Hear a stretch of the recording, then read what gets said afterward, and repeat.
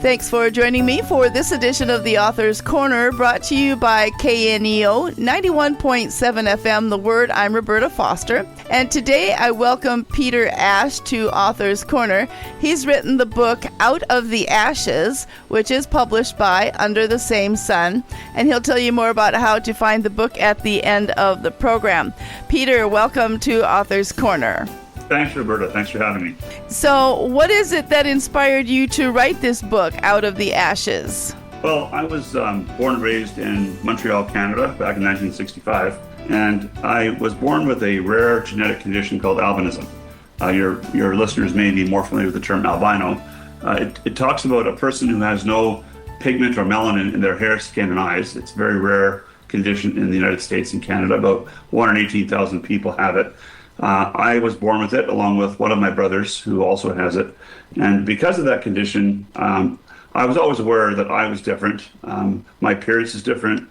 I had a visual impairment growing up. And later on in my life, as I tell in my autobiography, Out of the Ashes, I became aware of people overseas in sub-Saharan Africa, particularly in Tanzania, who had the same genetic condition, who were being persecuted because of it, and they were going through great hardship.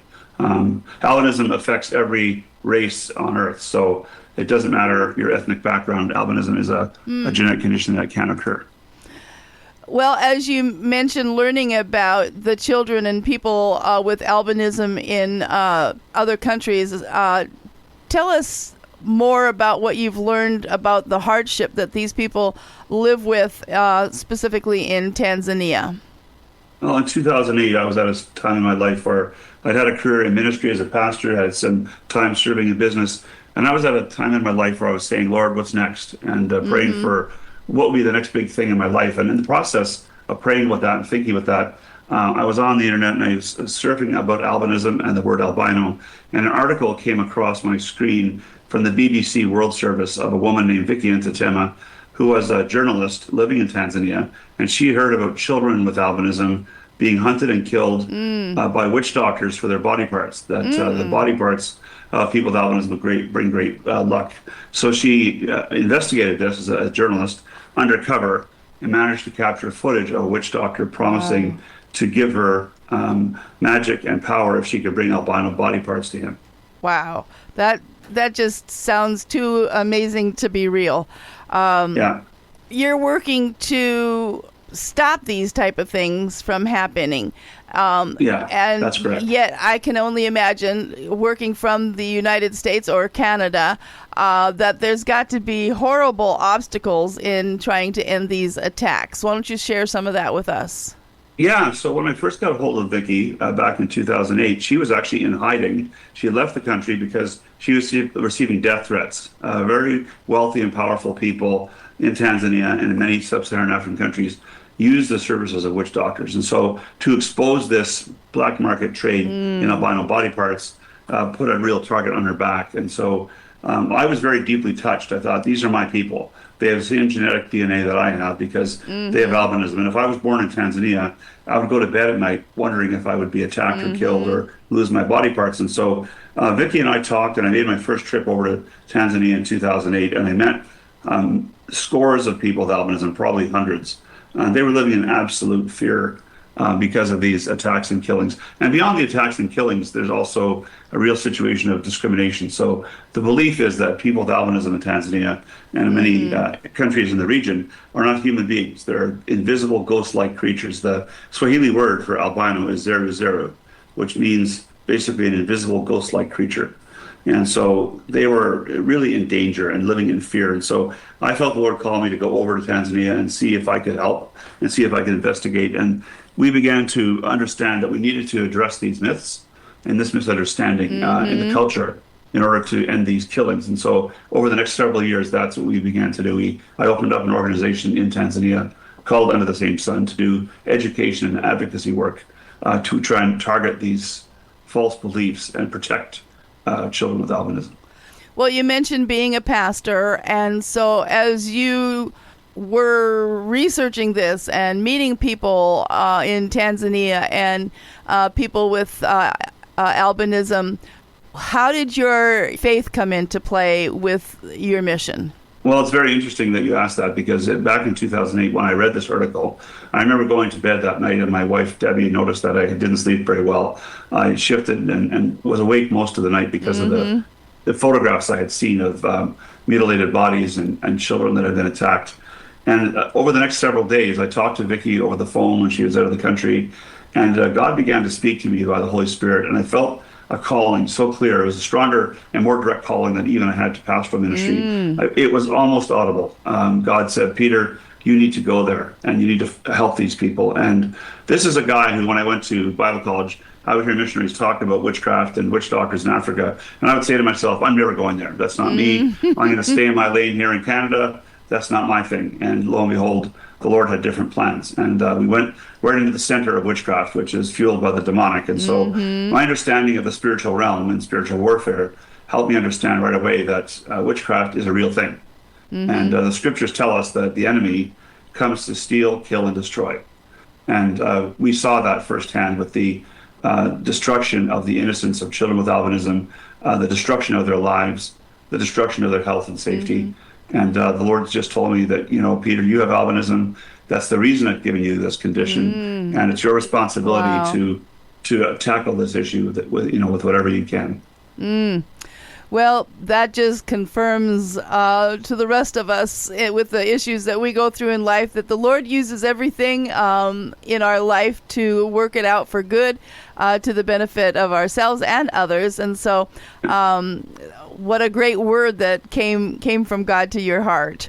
Okay. And, in my book, I tell the story because the book Out of the Ashes is really my autobiography. And I just turned 60 in September. And I've had so many people asking me over the years, when are you going to write your story? And long before I went to Tanzania, I went through a great hardship myself. And it details that, in my childhood, my early adult years. I went through abuse, I went through challenges in my family. My mom had mental illness. We lived a fairly difficult life. And one challenge after the other came my way. And I began to realize in retrospect, once I started working in Tanzania, that all of the difficulties and challenges and pain of my upbringing really prepared me for the work that I did there. I was called names, I was bullied, and I went through some significant challenges in my life. And I realized that, God doesn't waste anything. What sometimes the enemy intends for evil, God will use for good. And so, as I worked now for 18 years in Tanzania, we have hundreds of students with albinism in our program, and they, attend private immersion schools where they learn English. We've had students go through elementary, high school, and now into university with albinism who've become extremely successful despite the challenges they have faced in their growing up years. Well, today I am talking with Peter Ash regarding his book, Out of the Ashes, which is published by Under the Same Sun. And you're listening to Author's Corner, and I'm Roberta Foster. And so, Peter, the title Out of the Ashes suggests restoration after devastation. So what does that phrase mean to you personally? I mentioned earlier, I came from a very hard upbringing. My mother struggled with mental illness. Most of my life, attempted suicide several times. Our home was fairly broken in many ways. We didn't have a lot of money. I struggled in school because of my being visually impaired, which is an inherent part of albinism. I had a lot of brokenness in my life, a failed marriage. I went through abuse, and just a lot of devastation. And yet through it all, I saw God's hand of restoration. And I tell the story of how my father witnessed to me, and I came to the Lord in my late teen years. And there was a real time of transformation in my life. And then when I went to Tanzania and I saw the brokenness of people with albinism, how they had no self-confidence, no self-esteem, how they were kind of a disadvantaged people group, I realized that the Lord had given me the opportunity to try and make a difference in their lives. And so Out of the Ashes really is it's a play on words, of course, because my last name is Ash. But it's the idea of darkness turns to light. And so the darkness of witchcraft and destruction in the lives of our students with albinism, who have now, many of them become super successful, it's been touching for me to see those transformations occur. And if you have a moment, I could tell you a story about that. Sure, go ahead.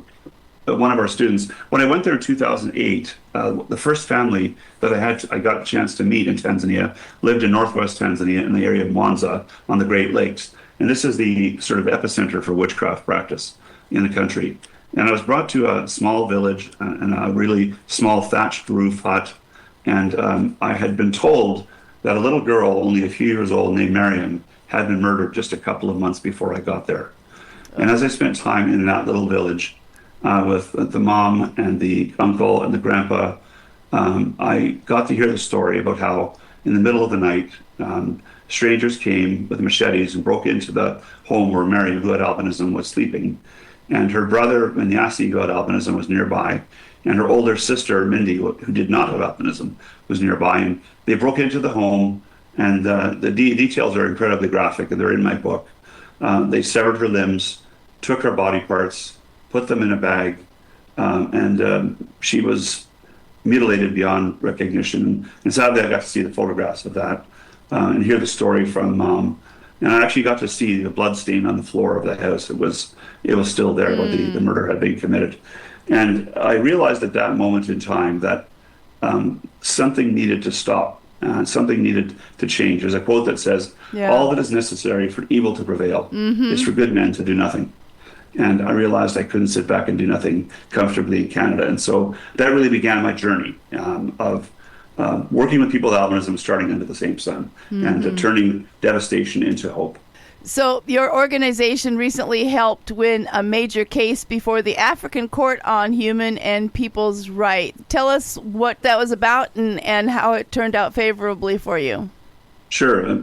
Several years ago, some human rights organizations in Tanzania approached me and said, would you be willing to lead a challenge? The African Court of Human and People's Rights is the highest judicial authority in Africa as it relates to human rights violations. And I was approached by a couple of human rights groups saying, hey, would Under the Same Sun and yourself be willing to participate in this case? And I said, yeah, we would. And the case took several years, as these kinds of cases do, to wind through the system. And last year, the case finally came to fruition. And interestingly enough, the African Court of Human and People's Rights, by coincidence, sits on Tanzanian soil in Arusha, Tanzania. And the case was basically people with albinism versus the United Republic of Tanzania. And the case alleged massive human rights violations against their citizens with albinism. Right to education, right to healthcare, right to safety, right to freedom from torture, and right to human rights and freedom. And there was several allegations leveled against the government. We participated in the court and brought several witnesses, including some of our students, actually. One who was named Magulu, who I met when he was a young child and had lost an arm in an attack. And we had him testify as to what happened to him and how the government of Tanzania failed to assist him. After the 3-day court trial, and remember, this court is a Pan-African court, so there was a panel of 10 judges from across Africa and from various African countries that heard the case over 3 days. And we didn't know how they were going to rule. Many months later, the judges published their ruling, and it found that the government of Tanzania was guilty on all counts. Every allegation that we made, the court found they had been guilty, and summoned and required the government of Tanzania to address these gross human rights violations. And so we'll see what happens. But it was a landmark case, and it was a victory for the first time for people with albinism in Tanzania, and indeed across Africa. And it was beautiful to see some of our students, including Magulu, a young man now in his early 20s, take the stand and with courage and dignity stand up for his own rights. It was a beautiful day. It sure would be. Well, just for the people to know that they now have legal rights within their own land to stand up for their own assistance. Okay, so tell us what the church, what the body of Christ should be doing to help resolve the problems that are in Tanzania and other places for people with albinism. Well, one thing you can do is certainly pray. Pray for Under the Same Sun, pray for our work.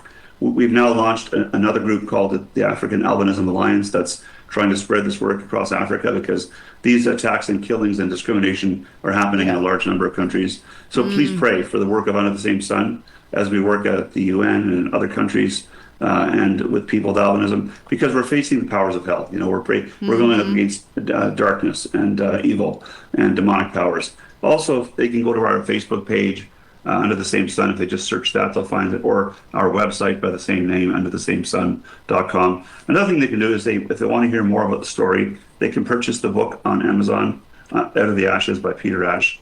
Really, we need the word to be spread because, so many people I talk to, I meet people in public and they say, hey, what do you do for a living? And I tell them, and it's new to them. And the vast majority of people in the U.S. or Canada have never heard about this problem, never heard about what people with albinism are going through. Right. And so I would say what the church can do is, the Bible tells us that when we get to heaven, there'll be people of every race and tribe and tongue. And so whether you're Canadian, American, or you're Tanzanian, whether you have albinism or whether you don't, these are all people created in God's image. Right. And they're under God's creation. And that's why we call our organization Under the Same Sun, that, we're all under the same sun that God has given us. Amen. And so really prayer and becoming aware and raising awareness would be a wonderful support from the church. Amen. So one more time, I've been talking to Peter Ash about his book, Out of the Ashes, and we certainly thank him for providing a copy of the book to talk about today. And Peter, thank you for sharing your heart and enlightening us about this that's going on, not only in Tanzania, but around the world. Thank you so much for your time, Roberta, and God bless, and God bless the work of your radio station. Thank you. And to our listeners, if you'd like to hear this interview again or possibly share it with someone else, you can now find it on your favorite podcast platform or go through the website kneo.org. Thank you for tuning in. This is Roberta Foster on the Author's Corner. Join us again next time.